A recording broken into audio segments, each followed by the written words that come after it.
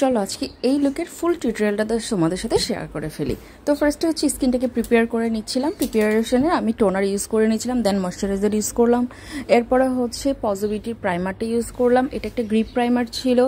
দেন হচ্ছে আইব্রোটাকে ড্র করে নিলাম, তারপরে হচ্ছে আমার কালার কারেক্টিং প্লাস আমার আইব্রোটাকে শেপ করে নিলাম। এখন হচ্ছে main hero product of my this look, আর এটা হচ্ছে এই পজিটিভিটির এই ফাউন্ডেশনটা। আমার অলরেডি এটার 50% ইউজ করা শেষ, আর আমি হচ্ছে অ্যাম্বার শেডটা ইউজ করছি।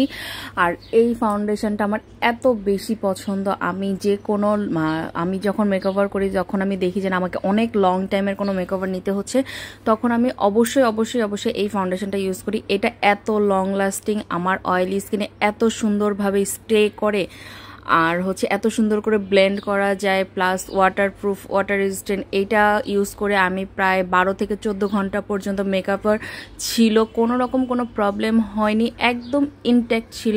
এত গরমেও এই ফাউন্ডেশনটা জাস্ট আমাকে একটা এত ভালো সাপোর্ট দিয়েছে, যেটা বলার বাইরে।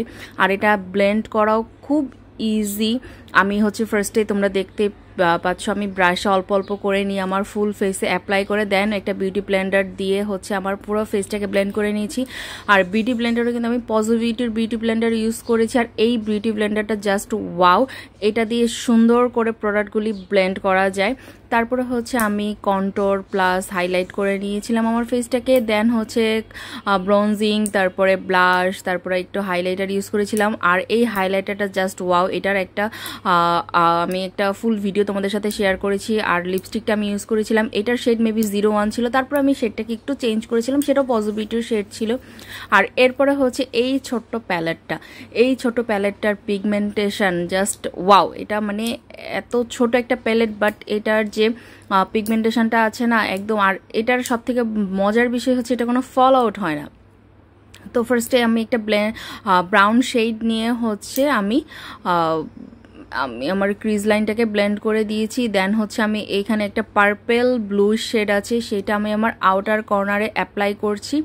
দেন হচ্ছে এটাকে একটু ব্লেন্ড করে দিচ্ছি, যাতে আমার আউটার কর্নারে একটা ডেপথ ক্রিয়েট হয়।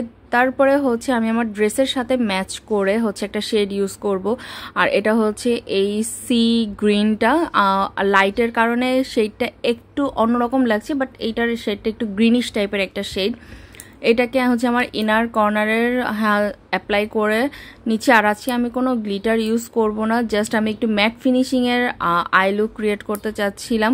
সবসময় তো গ্লিটার ইউজ করি, দেখা যায় অনেক সময় গ্লিটারটা ডে টাইমের কোনো মেকআপের গ্লিটারটা অত বেশি ভালো লাগে না, তাই আজকে একদম টোটালি গ্লিটার ছাড়া একটা আই লুক করছি।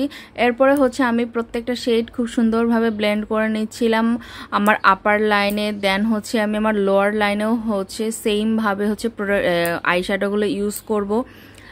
আর হচ্ছে এই প্যালেটটা কে কি ইউজ করেছে অবশ্যই কমেন্ট করে জানাবে। তারপরে হচ্ছে আমি মাস্কারা ইউজ করে নিলাম, এটাও পজিটিভিটির মাস্কারা ইউজ করেছি। এই তো আমার ফাইনাল লুক, কেমন হলো অবশ্যই কমেন্ট করে জানাবে, আর যদি ভালো লাগে একটা শেয়ার করে দিবে। তো আজকে এই পর্যন্তই। আর কে কে পজিটিভিটি প্রোডাক্টগুলি ইউজ করেছে অবশ্যই কমেন্ট করবে। আর এই প্রোডাক্টগুলি কিন্তু খুবই রিজনেবল প্রাইসে পাওয়া যাচ্ছে এসএ কর্পোরেট।